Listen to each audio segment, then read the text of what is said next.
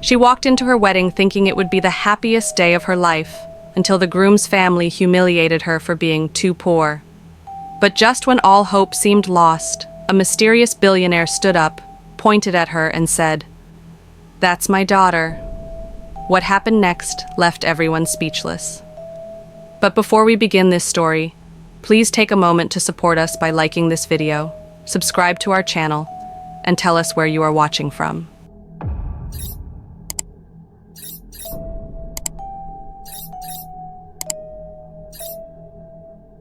Savannah Blake stood at the entrance of the Grand Whitmore Estate ballroom, her hands trembling slightly as she smoothed the front of her borrowed dress. The delicate lace sleeves scratched her arms, but she barely noticed. Her heart pounded louder than the music echoing from inside. She was finally here, her wedding day. But the unease in her stomach wasn't from nerves.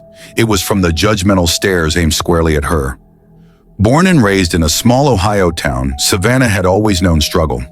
After her mother passed when she was 11, her life became a constant shuffle between part-time jobs, studying, and caring for her younger brother.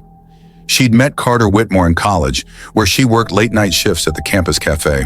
He'd been kind, charming, and surprisingly humble, despite being heir to the Whitmore real estate empire. They dated quietly for over 2 years before he proposed in the simplest, sweetest way possible, on a park bench with a dandelion ring. He didn't care that she wasn't from money, at least that's what he said. But now, standing inside his family's towering estate, surrounded by polished marble floors and glittering chandeliers, Savannah felt like a trespasser in her own story. "Who let her in here wearing that?" whispered one of Carter's aunts, not bothering to lower her voice. "A thrift store bride for a billionaire's son. Unbelievable." Savannah turned her face away, pretending she didn't hear. But it was impossible to ignore the murmurs, the looks, the barely veiled contempt. Carter's mother, Genevieve Whitmore, stood near the head table, draped in designer silk, eyeing Savannah with a tight, pinched expression. Genevieve had never been subtle about her disapproval. She'd once offered Savannah $10,000 to leave Carter. Savannah had quietly refused, hoping time and love would soften the woman's heart. Now, just an hour before the ceremony, she stood alone in the bridal lounge. The makeup artist had already packed up, the dress was zipped, but no one from the groom's side had stopped by. Not even Carter. Her phone buzzed. It was a text from her best friend Maya. "Girl, they're saying you married him for money. You okay?" Savannah swallowed the lump in her throat. She replied with a simple thumbs-up emoji, not trusting herself to say more. A knock sounded at the door. She stood expecting Maya or maybe even Carter. Instead, Genevieve walked in, heels clicking against the marble. "You know, Savannah," she said coolly, "there's still time to walk away. It would spare everyone the embarrassment." Savannah stared at her. "Embarrassment? For loving your son?" Genevieve smirked. "For thinking love can erase your past." Before Savannah could respond, another voice rang out from the hallway, deep, authoritative, and unfamiliar. "Where is she?" the man demanded. Genevieve's face blanched. The door burst open and in walked a man in a crisp suit, flanked by 2 security guards. Every eye in the hallway turned. He locked eyes with Savannah and said, "There you are. My daughter." Savannah blinked. The ballroom fell into stunned silence. The man who had just declared her his daughter stood tall and composed, his steel gray hair slicked back, his suit tailored to perfection. He looked like he'd just walked off the cover of Forbes. Everyone in the room knew who he was. Harrison Cole, real estate tycoon, billionaire philanthropist, CEO of Cole Developments, and one of the most influential men in the country. Genevieve Whitmore stumbled backward. "Harrison, what is the meaning of this?" "I could ask you the same," Harrison replied coolly, stepping into the room, his eyes never leaving Savannah. "It's amazing how a woman who claims to be about class and grace can be so heartless to her future daughter-in-law, especially one you didn't even bother to know." Savannah's voice was barely a whisper. "I don't understand. You said daughter?" Harrison's expression softened. "Yes, Savannah. I've been looking for you for over a decade." Her knees buckled slightly and she sat down on the velvet settee, her fingers gripping the edge. The room had gone completely silent, except for the sound of Carter entering from the back, pushing through the curious onlookers. "Savannah," Carter called, "what's going on?" Harrison turned to him. "Your fiancée is my biological daughter. I only found out last year that my ex-girlfriend, Diana Blake, had a child after we split. I've been tracking her down ever since. It wasn't until last week that I found out Diana had passed and Savannah was living under the radar." Savannah's breath caught in her throat. "You knew my mom?" Harrison stepped closer and knelt in front of her, lowering his voice. "I loved her, Savannah, but I was young and stupid. We broke up before I knew she was pregnant. When she left the city, she changed her name and cut ties with everyone. I never stopped wondering. And now here you are," Genevieve scoffed. "This is absurd. She's marrying my son, not yours." "That's right," Carter said firmly, stepping beside Savannah. "And your opinion doesn't matter anymore, Mother." Genevieve's face twisted in rage, but Harrison calmly addressed the room. "To all those who judge this woman for her clothes or her bank account, remember this. Wealth doesn't define worth. Savannah may not have grown up in mansions, but she's my daughter, which makes her part of the Cole legacy, and she was always worthy, even before I walked through that door." A ripple of murmurs passed through the crowd. Some were apologetic, some were stunned, but none dared say a word now.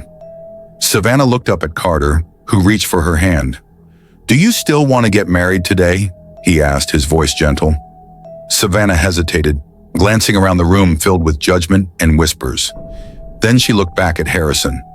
"I just found out I have a father," she said, "but I also found out who really loves me. Let's do this, on our terms." Savannah stood tall, her fingers intertwined with Carter's.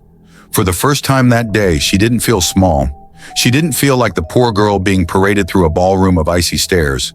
She felt seen, acknowledged, not because Harrison Cole was now claiming her as his daughter, but because someone finally stood up for her.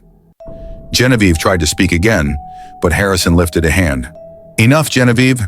If you continue to insult my daughter, I'll ensure this event leaves the society pages for a different kind of headline." The threat hung in the air like a loaded weapon. Genevieve, pale and speechless for once, turned and stormed out of the room. Carter exhaled and looked at Savannah. "We don't have to do this here. We can leave, do something that actually makes us happy." Savannah nodded. "Let's go somewhere real." 20 minutes later, Savannah found herself standing barefoot in the backyard garden of Harrison's Westchester estate, surrounded by sunlight, birdsong, and a few close friends Harrison had personally invited. Maya, her best friend, stood to her left, crying happy tears as she fluffed Savannah's secondhand dress like it was couture. Pastor Everett, who'd known Carter since he was a boy, smiled as he opened the small Bible in his hands.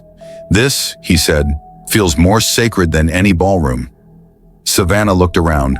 No gold-trimmed walls, no chandeliers, no opera music playing. Just people who truly cared.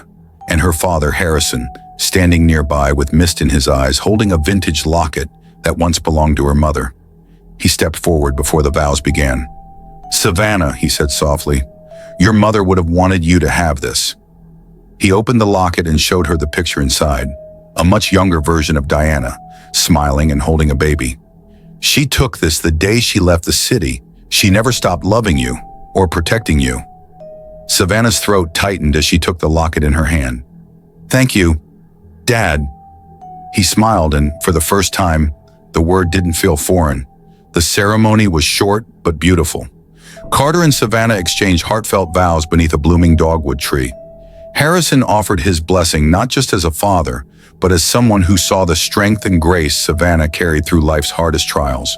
As they kissed and cheers erupted, Maya leaned in and whispered, "You didn't just marry the man you love. You gained a father, a legacy, and a garden wedding story no one will ever top." Savannah laughed through her tears. "I didn't need a legacy, just love. But I'm grateful." That night, as the sun dipped behind the trees and fairy lights flickered around the yard, Harrison made a toast. "To Savannah Cole Whitmore," he declared proudly, "a woman of strength, dignity, and heart. May your past never define you, and your future always be your own." The guests clinked glasses, but Savannah knew. This was more than a celebration. It was a rebirth. The morning after the impromptu garden wedding, Savannah sat on the back porch of Harrison Cole's estate, a cup of coffee cradled in her hands. The birds chirped softly, and dew still clung to the grass. She hadn't slept much, not because she was anxious, but because her world had changed so completely in less than 24 hours. She was married, she had a father, she had answers. Harrison stepped out, holding a leather-bound photo album. "Mind if I join you?" Savannah smiled. "Please." He sat beside her, setting the album on the table. "I thought you might want to see some of this. Bits of your mother's past, and mine." Savannah opened the album carefully. Black and white photos of Harrison as a young man lined the pages, some with him and Diana, arms around each other, carefree and wild-eyed. "You were really in love with her, huh?" "More than I knew at the time," Harrison said with a wistful smile. "But I was stubborn, too focused on business. I thought love would wait. Then she was gone. I didn't even know she was pregnant when she left."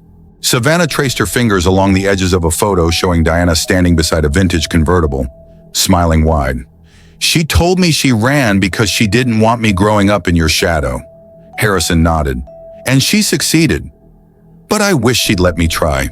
Savannah looked up. "Do you think she ever wanted you to find me?" "I think part of her did. That's why she kept your last name, Blake. It was her way of leaving a trail." Savannah closed the album and leaned back, letting the moment sink in. "I always wondered why she worked so hard and trusted so little. Now I get it. She was shielding me." "You were her entire world," Harrison said, "and now you're part of mine." Later that day, Carter joined them on the porch. "Guess who just called?" he said with a grin.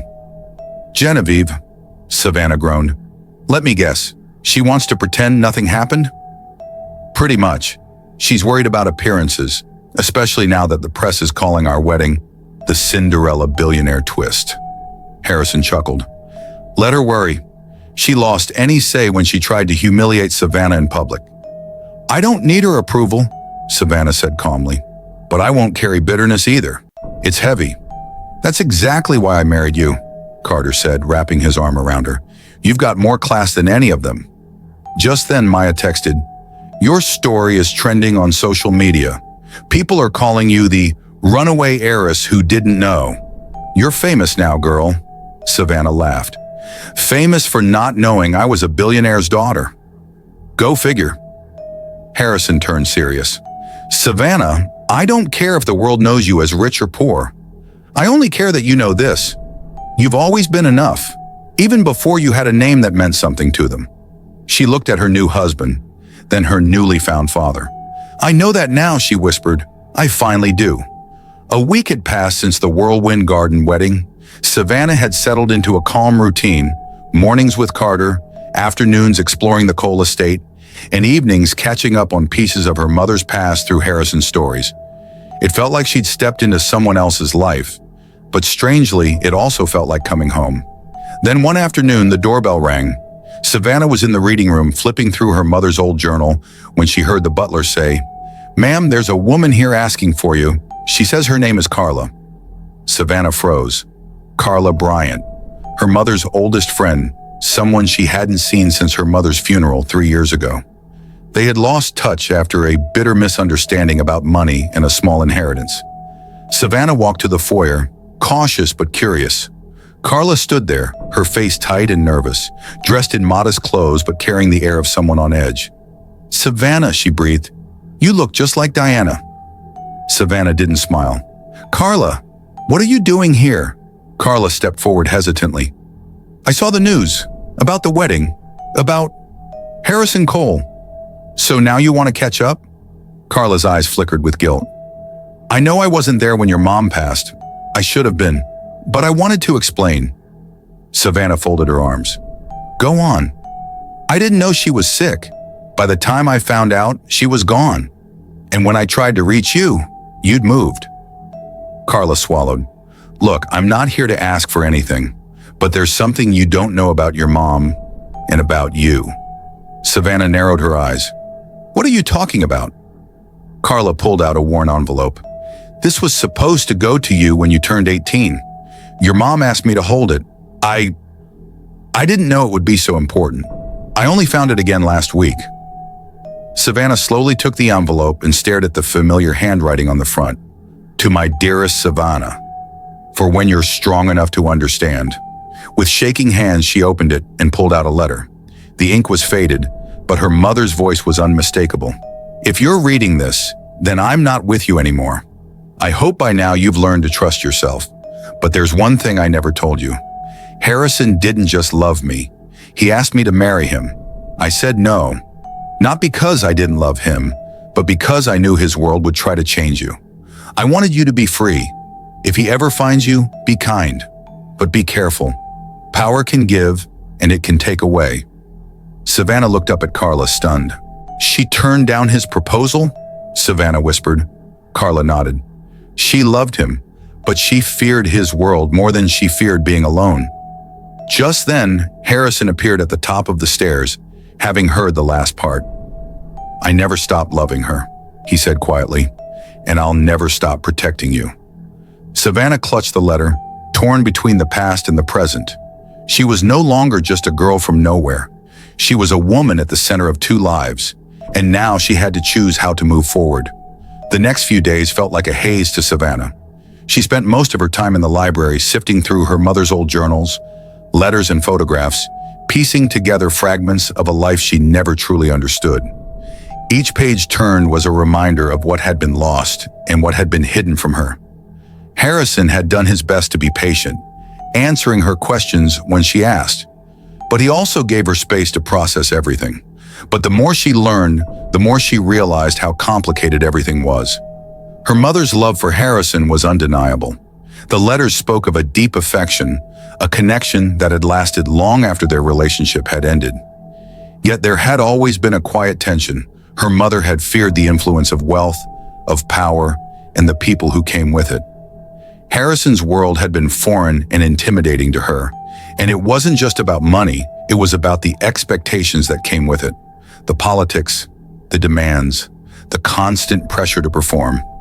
As much as Harrison wanted to shield her from the past, Savannah couldn't ignore the weight of the legacy that had suddenly been thrust upon her. It wasn't just about being a Cole anymore. It was about living in a world where people saw you as an asset, not a person, where decisions were made behind closed doors, and loyalty was a currency that couldn't be easily earned. That evening, as the sun set over the sprawling estate, Savannah found herself standing on the balcony, watching the golden light fade into twilight. The cool breeze ruffled her hair, and she closed her eyes, trying to gather her thoughts. Savannah? She turned to see Carter standing in the doorway. He had a soft, concerned expression on his face. Hey, she said, forcing a smile. What's up? He stepped outside and joined her on the balcony. I thought I'd find you here. You've been distant lately. I get that things have changed, but you're still the same person I married. She sighed, leaning against the railing. I don't feel like the same person. Carter nodded, taking a step closer. I know it's overwhelming, but I'm here. We're in this together, remember? Savannah smiled at him, grateful for his presence. I don't know how to balance it all, Carter. My past is catching up with me, and my future is filled with people I don't even know if I can trust. Carter placed a hand on her shoulder. You don't have to do it alone. You have me, and you have Harrison. I know, but... Savannah hesitated. I don't want to be a pawn in some power game, Carter. I don't want to live in a world where everything is about appearances and influence. I want to stay true to who I am. Carter's eyes softened. You don't have to compromise who you are. You can create your own path, but you also have to accept that the world around you will change. You'll be a part of it, but that doesn't mean it has to change you. Savannah felt the weight of his words settle in her chest. She'd always been independent, strong-willed, and determined to carve out a life of her own. But now she had to reconcile her newfound identity as a Cole with the woman she had always been. Could she keep her integrity and not lose herself in the process? Before she could respond, Harrison appeared, walking toward them with a determined expression. I think it's time we had a serious conversation, Savannah. Savannah looked at Carter, who gave her a reassuring nod. Together, they followed Harrison inside to the study, where a fire crackled in the hearth. Harrison motioned for them to sit. "I've been thinking," Harrison began, his tone serious. "It's clear that the world I live in is not one you're used to, and I don't want to force you into it. You don't have to follow in my footsteps. But there are certain things that need to be addressed, things that could affect your future, your safety." Savannah's heart skipped a beat. "What are you talking about?" Harrison paused, his eyes scanning both of them. "There are people who know about your connection to me now. Powerful people. And they won't just let you go quietly. If you want to keep your independence and your safety, you need to be prepared for what's coming." Carter leaned forward, a look of concern on his face.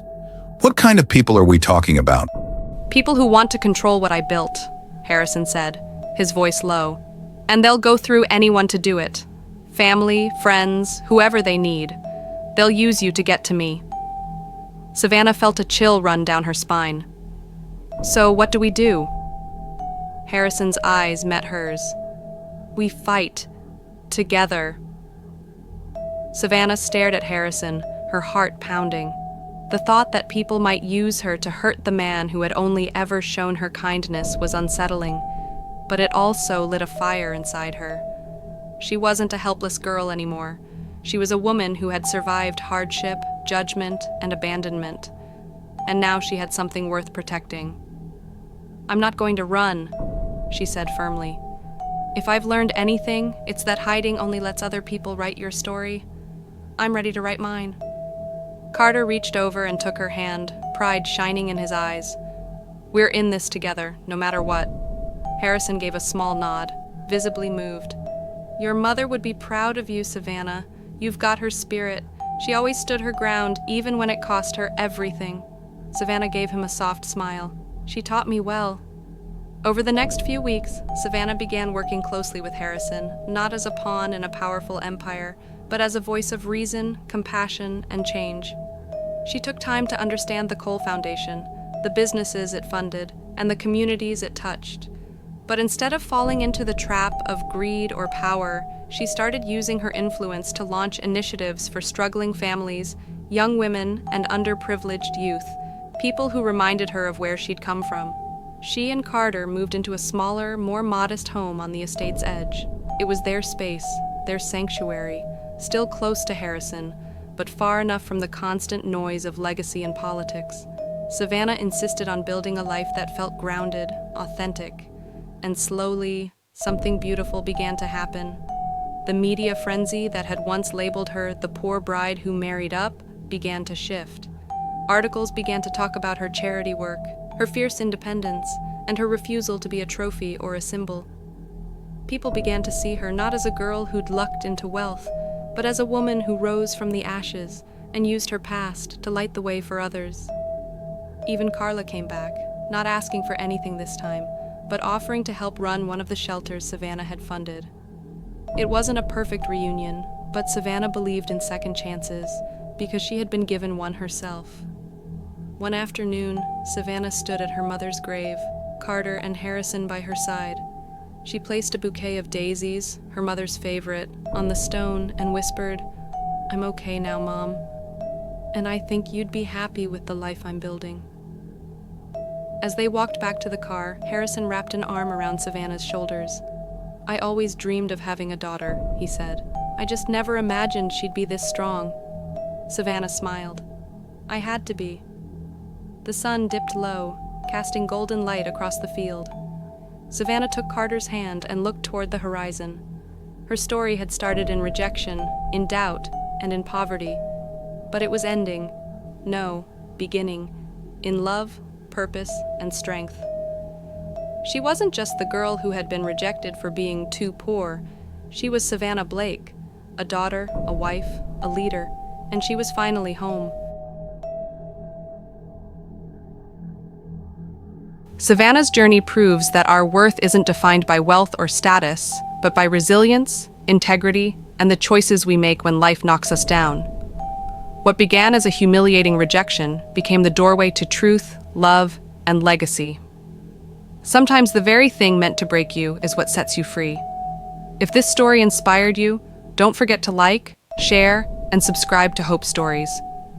Your support helps us bring more powerful real-life stories to light. And remember, your story isn't over yet.